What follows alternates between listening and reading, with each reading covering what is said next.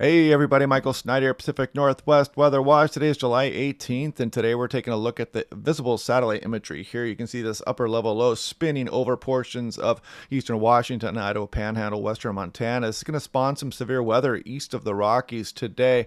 Looking back towards western Washington, Oregon, you can see the clouds socked in across much of western Washington. That it does include Portland and some of the North Oregon coast here. This should burn off for the afternoon today. We'll take a look at that low cloud forecast here in a moment. And stay tuned with me towards the end of the video here, because what looks like we're moving back towards a potentially warm period, maybe even a heat wave here in the extended. We'll take a look at that in some detail. Now, taking a look here at the low cloud forecast, we'll see as we moved overnight into this morning, those clouds built in. And it does show this burning off by around noon or even 1 o'clock. You see some low clouds by the Georgia Strait, southwest BC there. As we go overnight tonight into tomorrow morning, you see those clouds build back in for the Puget Sound. You can see this high resolution model showing these little river valleys here along the Olympics and the Cascades as it builds in mainly along the coastline here in some portions of the Puget Sound, and then again burns off as you get towards noon. And same thing for Wednesday. You build those low clouds back in, even to the Willamette Valley a bit here, and then burn it off for the afternoon. So kind of classic summertime pattern here for the Pacific Northwest, but we may be changing that coming up here. We'll take a look at that in some detail. Checking out infrared satellite imagery, wider view here. Hurricane Estelle is down here. The remnants of Darby moved past the Hawaiian Islands. High surf warning still in effect down there. If you guys saw that on Twitter, there's some pretty good waves battering the south shores of the Hawaiian Islands here. Some really cool footage there in Kona, waves breaking over some of the resorts down there. Pretty intense. You see our low pressure system moving through eastern Washington, Idaho Panhandle. It's going to cause that severe weather out through Canada and Montana today, and just keeping our onshore flow. You can even see the low clouds here in the infrared satellite imagery across western Washington. Now, taking a look here, I did retweet this here, and you can see this wedding here in Kona. Some big waves kind of washed over a lot of these tables here. Nobody was hurt or anything, but just kind of a typical thing that can happen during the summertime, especially when you get tropical systems that move by the southern shores of the islands there. Now, looking at this here, this was yesterday's European run, actually the day before yesterday, but it kind of shows the remnants of Darby. If you see closely here, you can see it moving by here, but you can see all the wave action it brought with it. And then you'll notice things calm down as we go through the extended. But yeah, that's the reason for those big waves down there on the south shores of the Hawaiian Islands, still getting that high surf warning in effect. There's some pretty stern wording here too, talking about the significant shore break, dangerous currents, and making entering the water very dangerous, significant injury and death. Watch out for those harbors down there. And anyway, off towards Montana here, Great Falls, Montana, strong winds today, severe storms going on out mainly to the east as that system moves through out there. Check this out, some gusts to 70 miles per hour, some blowing dust possible, and this could even spark some wildfires with the strong winds. So checking out the high temperatures for yesterday, you look at Seattle just towards the upper 60s, lower 70s for Portland area, cooler along the coast, and of course warmer inland out across eastern Washington and Oregon here. Now looking at the European here, this more actually last night's run here, the most recent run. You can see those thunderstorms popping up extreme eastern BC out towards Alberta and Saskatchewan as that low finally moves through the area here, keeping us in the onshore flow.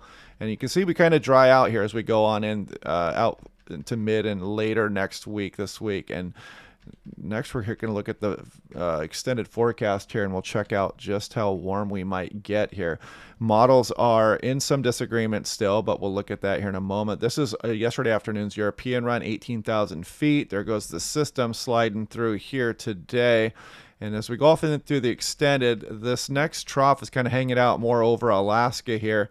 Does show kind of a little bit of a upper level low off our coastline here, but you can see this ridge start to build in across much of the west here, and this is what may bring us some heat into the extended. And again, this is the control run here. Let's check out what the ensemble says here. This is the European mean and ensemble mean, and as we put this into motion, you'll see that system move through. And we're still a few days away from this, but you can see this ridge building up here as we go on in through early next week. Check out this ridge placing itself over BC. It can get us pretty warm with the ridge in that position. And you can see it kind of hangs out here for a bit on in through later next week. So this is what we're watching next. Potential for some heat, and you'll see just how much variation we have in some of the ensemble run forecasts here in a moment. Here's the GFS ensemble. There goes that system.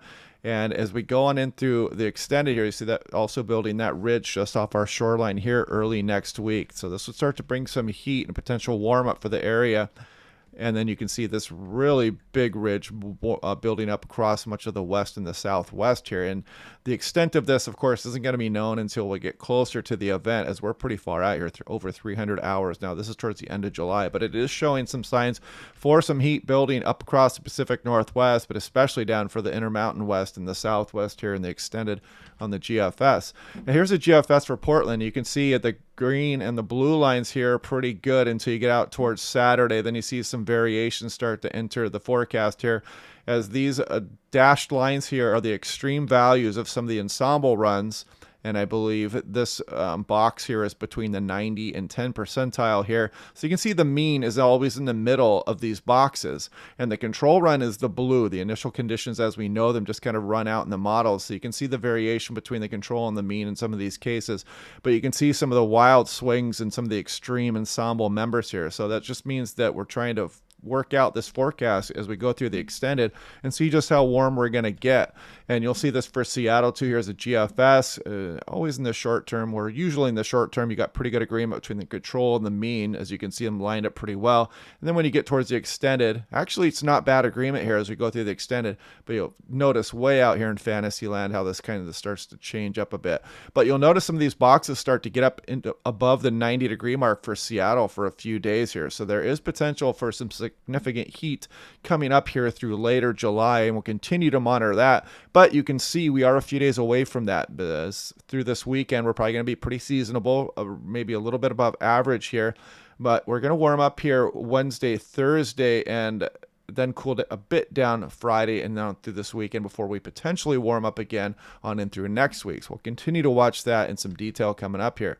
And there is a new model run here released for the ENSO values. Again, those are the water temperatures over the central Pacific, south of Hawaii along the equator. And you can see we hang out in La Nina territory towards about December. Then we start kind of a rapid bounce back through January, February, and March. And look at this, by March now, the ensemble mean has us being about neutral or zero and even starting to move in to positive territory here. So we'll have to see that, the model's been showing this for a while now. And of course, we'll watch this as we get closer, but it looks like we might make a rapid transition out of La Nina into neutral conditions, and then potentially even maybe see some above average conditions, sea surface temperature conditions out there over the central Pacific. So we'll continue to monitor that, and this kind of shows that forecast here, classic La Nina signature, until we get out towards later or early into next spring and later in the winter time, where that La Nina signature starts to wane a bit there. So yeah, we should burn off these clouds by later on this afternoon. Hope you guys are liking the channel.